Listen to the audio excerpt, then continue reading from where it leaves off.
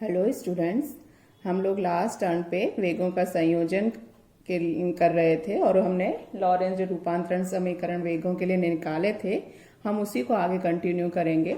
और वो निकालने के लिए हमने लॉरेंज रूपांतरण समीकरण जो कि कोऑर्डिनेट्स के लिए है और समय है वो भी एक उसके लिए भी रूपांतरण समीकरण हमको प्राप्त हुआ था। तो ये हमारे पास 4 लॉरेंज रूपांतरण समीकरण थे। इनका हमने डिफ्रेंशिएट किया था कि dx, dy, dz और dt, और चूंकि ux है वो dx अपॉन dt,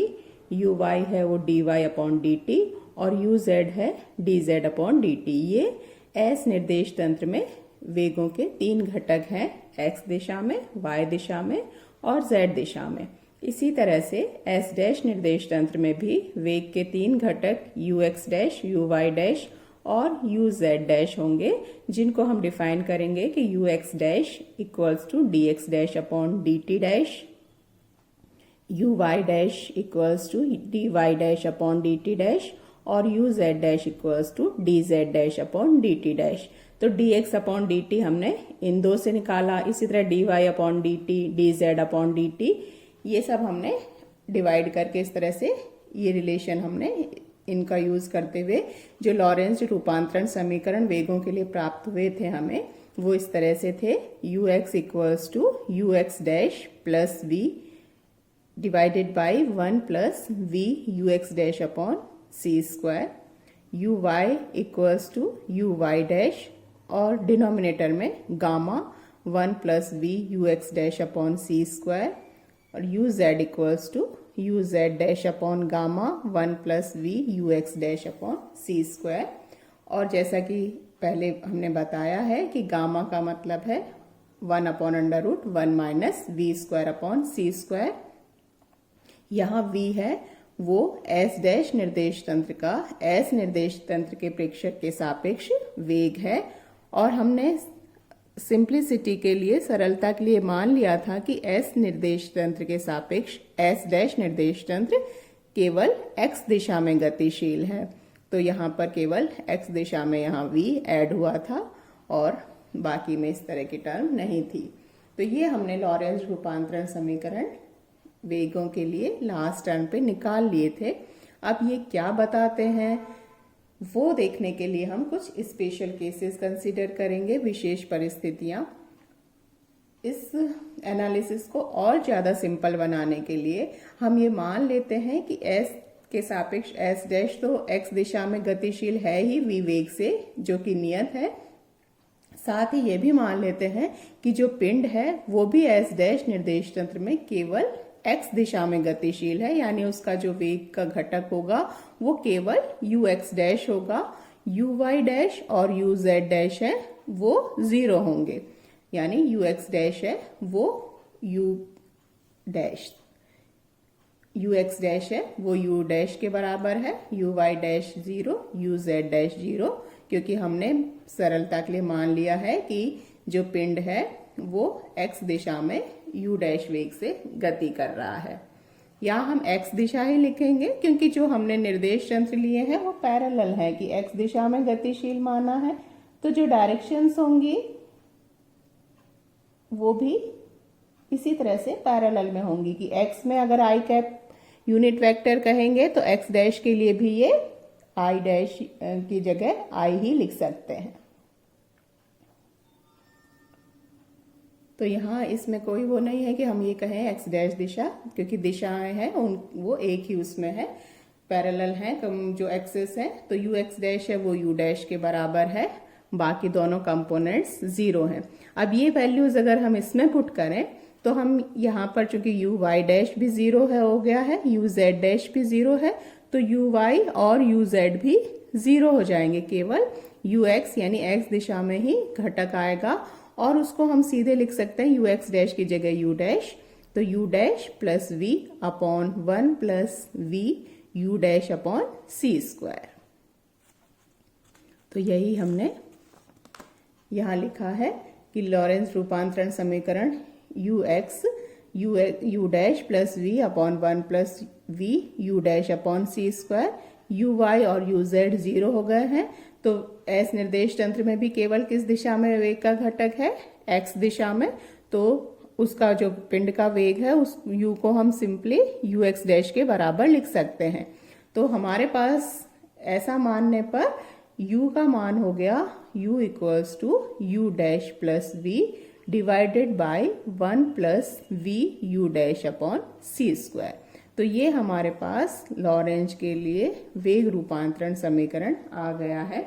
इसमें हम देखें कि अलग अलग केस क्या होंगे। तो सबसे पहले कि यदि पिंड का वेग और निर्देश यंत्र का वेग प्रकाश के वेग की तुलना में बहुत कम हो,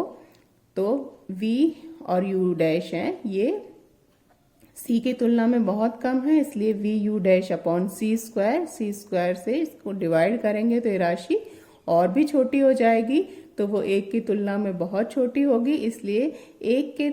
कंपैरिजन में हम इस टर्म को नेग्लेक्ट कर सकते हैं, इसकी उपेक्षा कर सकते हैं। तो हमारे पास सीधा रिलेशन आ जाएगा u equals to U dash plus V. तो u equals to U dash plus V, ये कौन सा रूपांतरण समीकरण है जो हमें गैलीलियन रूपांतरण समीकरण निकालते हुए मिला था, ये सेम वही है। तो ये यानी इस केस में भी जब वेग हैं जो कि दैनिक जीवन में हम वेलोसिटीज काम में लेते हैं, उन वेगों पर लॉरेंज रूपांतरण समीकरण गैलीलियन रूपांतरण समीकरण में परिवर्तित हो जाता है। सेकंड केस कंसीडर करते हैं कि मान लीजिए एस डैश निर्देश तंत्र में जो पिंड है वो प्रकाश के वेग c से गतिशील है, यानी u डैश है वो c के बराबर है। तो उस केस में क्या होगा कि अगर वही गैलीलियन रूपांतरण समीकरण लेते तो अब क्या होता कि u है वो यही रिलेशन u है वो c प्लस v के बराबर हो जाएगा, यानी एस निर्देश तंत्र में जो पिंड का वेग है वो प्रकाश के वेग से अधिक दिखाई देगा, या पिंड प्रकाश के वेग से अधिक वेग से गति करता हुआ दिखाई देगा गैलीलियन रूपांतरण समीकरणों के अनुसार। तो ये गैलीलियन रूपांतरण समीकरण से लिखा है हमने पहले। और लॉरेंज रूपांतरण समीकरण से देखें तो यहां पर हम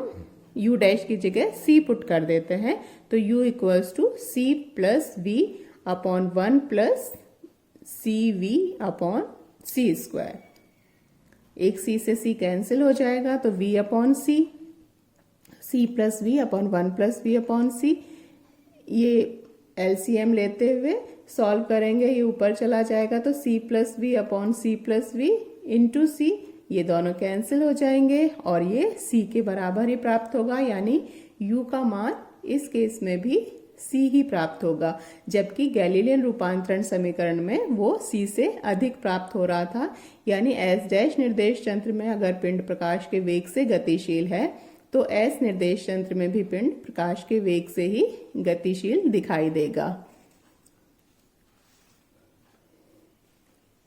इसी तरह से अगर हम ये कंसीडर कर लेते हैं कि पिंड का वेग है वो u डैश है, लेकिन s के सापेक्ष जो s डैश का वेग है वो यानी v है वो c के बराबर है, तो v यहाँ पर c के बराबर है। तब भी उसी तरह से v की जगह c पुट करेंगे और सॉल्व करेंगे तो जो वैल्यू है वो अभी भी u है वो c के बराबर ही आएगी। यानी गैलीलियन रूपांतरण समीकरण में तो अगर v को c से पुट करते तो u की वैल्यू v को c से पुट करने पर u की value u dash plus c फिर से c से अधिक प्राप्त हो रही है, लेकिन लॉरेंज रूपांतरण समीकरण में अभी भी पिंड प्रकाश के वेग से ही गति करता हुआ दिखाई देगा। यानी चाहे निर्देश तंत्र गतिशील हो या पिंड प्रकाश के वेग से गतिशील हो, दोनों ही स्थितियों में दूसरे निर्देश तंत्र में पिंड प्रकाश के वेग से गति करता हुआ दिखाई देता है, उससे अधिक वेग से गति करता हुआ दिखाई नहीं देता।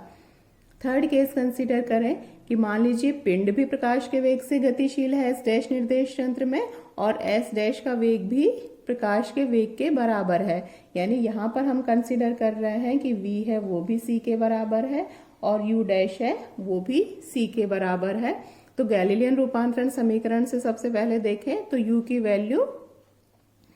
वही u डैश प्लस c से, दोनों ही c के बराबर है तो c प्लस सी 2c, यानी गैलीलियन रूपांतरण समीकरण के अनुसार अब s निर्देश तंत्र का प्रेक्षक है, उसको पिंड किस वेग से गति करता हुआ दिखाई देगा? प्रकाश के वेग के दुगुने वेग से 2c के बराबर गति करता हुआ दिखाई देगा। लेकिन लॉरेंज्ड वेग रूपांतरण समीकरण से देखें तो उन्हीं में फिर से पुट करें कि u डैश की जगह भी c और v की जगह c, तो ये रिलेशन है वो हो जाएगा u equals to c plus C divided by 1 plus vu था, वहां पर bu डैश था, उनकी जगह वही c इंटू सी अपॉन सी स्क्वायर, ये भी c स्क्वायर ये भी c स्क्वायर कैंसिल हो जाएगा, 1 प्लस 1 2 और ऊपर भी 2c, तो 2c अपॉन 2 फिर से c, तो यहाँ पर u इक्वल्स टू c, जबकि गैलीलियन रूपांतरण में u इक्वल्स टू 2c आया था। तो यानी इस स्थिति में भी निर्देश तंत्र s के निर्देश तंत्र के प्रेक्षक को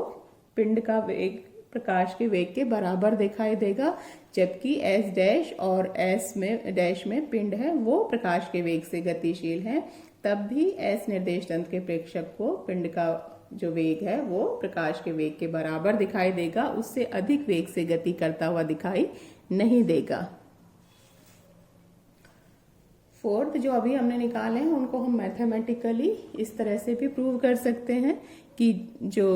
u था वो u dash plus V upon 1 plus V U dash upon C square था।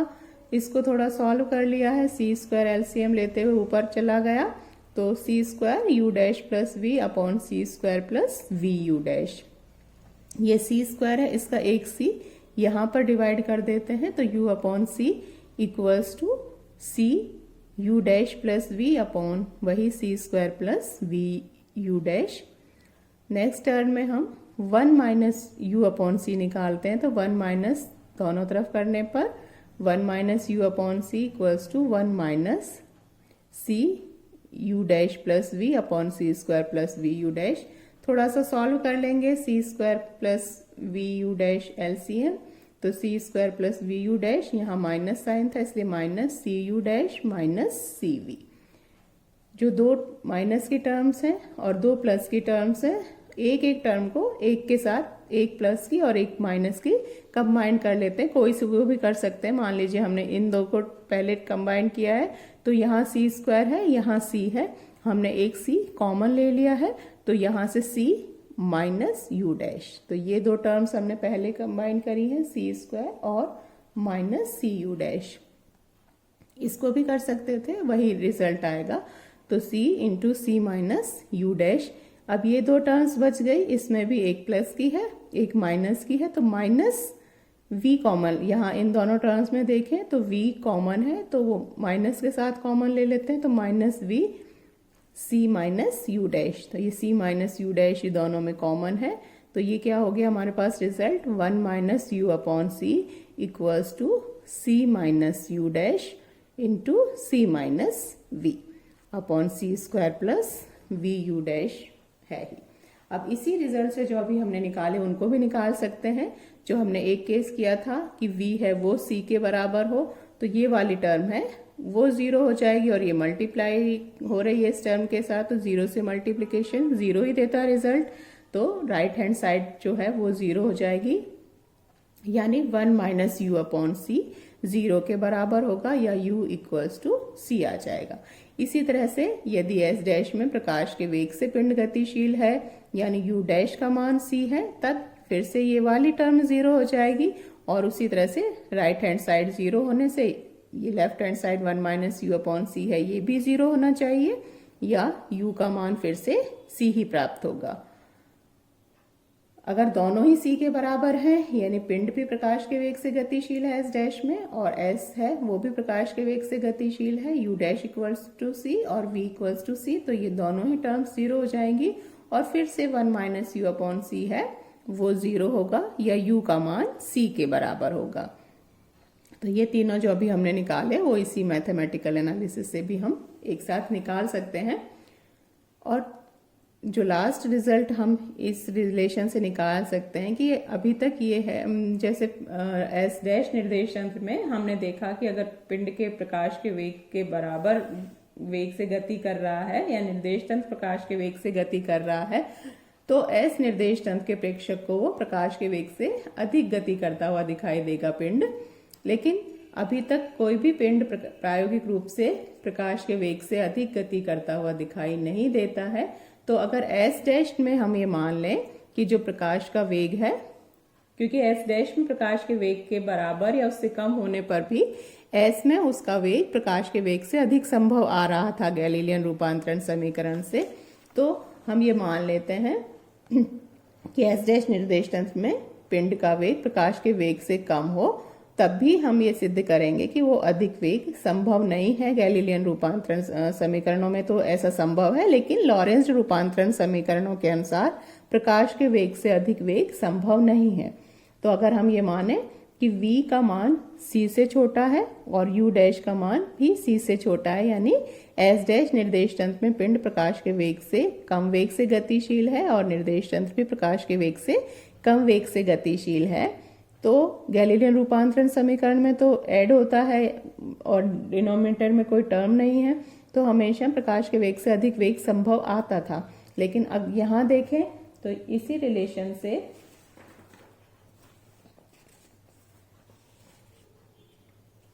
जो हमने अभी निकाला था कि ये 1 माइनस यू, तो अगर v c से छोटा है और u डैश भी c से छोटा है तो ये दोनों राशियां कैसी हो गई, पॉजिटिव होंगी। नीचे भी पॉजिटिव राशि है, c स्क्वायर के साथ कुछ टर्म है जो c से छोटी है वो ऐड हो रही हैं, तो डिनोमिनेटर भी पॉजिटिव है, न्यूमरेटर भी पॉजिटिव है, यानी 1 माइनस यू अपॉन सी कैसा होना चाहिए, एक धनात्मक राशि होनी चाहिए। तो 1 माइनस यू अपॉन सी एक धनात्मक राशि प्राप्त होगी। धनात्मक राशि का मतलब u अपॉन सी है वो 1 से छोटा होगा, तभी ये पॉजिटिव हो सकता है। तो u अपॉन सी 1 से छोटा होगा, यानी u की वैल्यू है वो c से कम होनी चाहिए। तो लॉरेंज रूपांतरण समीकरण में जो पिंड का वेग होगा वो प्रकाश के वेग से कम ही प्राप्त होगा, उससे अधिक वेग संभव नहीं है। यानी लॉरेंज रूपांतरण संबंधों के अनुसार प्रकाश के वेग से अधिक वेग संभव नहीं है। हमने अलग अलग केस देख लिए कि अगर प्रकाश के वेग से भी गतिशील हो तब भी वो प्रकाश के वेग से गतिशील दिखाई देता है, और उससे कम वेग से गतिशील हो तब दूसरे निर्देश तंत्र में भी वो पिंड के प्रकाश के वेग से कम ही वेग से गति करता हुआ दिखाई देगा। यानी किसी पिंड का अधिकतम वेग प्रकाश के वेग के बराबर हो सकता है, उससे अधिक नहीं हो सकता। तो यदि पिंड एक जड़त्वीय निर्देश तंत्र में प्रकाश के वेग से गतिशील है तो दूसरे जड़त्वीय निर्देश तंत्र में भी प्रकाश के वेग से ही गति करता हुआ दिखाई देगा। यानी प्रकाश का वेग एक निश्चर राशि है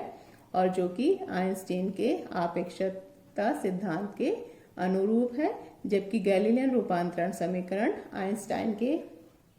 आपेक्षिकता सिद्धांत पर खरे नहीं उतरते थे। वहां प्रकाश के वेग से अधिक वेग संभव है, यानी प्रकाश का वेग निर्देश तंत्र और जो पिंड है उनके सापेक्षिक वेग पर निर्भर करता है, जबकि लॉरेंज रूपांतरण समीकरण में ऐसा नहीं होता। यानी लॉरेंज रूपांतरण समीकरण आइंस्टीन के आपेक्षिकता सिद्धांत का पालन करते हैं और साथ ही प्रकाश के वेग से कम वेग की तुलना में बहुत कम वेग होने पर ये पुनः जो है गैलीलियन रूपांतरण समीकरण में कन्वर्ट हो जाते हैं, जैसा कि हमने यहाँ पर सबसे पहले सिद्ध किया था। तो ये वेगों के संयोजन से संबंधित लेक्चर हुआ। हमने प्रूव किया कि प्रकाश का वेग है वो अधिकतम वेग संभव है किसी पिंड के लिए और प्रकाश का वेग एक निश्चय राशि है। इससे आगे हम नेक्स्ट लेक्चर में करेंगे।